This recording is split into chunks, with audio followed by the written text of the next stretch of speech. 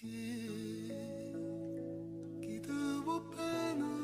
rompe me, chissà, si può sembrare a te pigliare,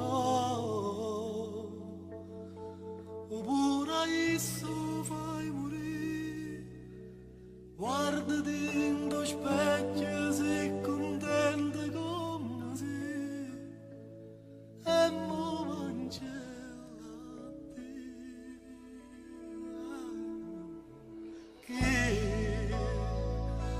E devo bene per me, chissà,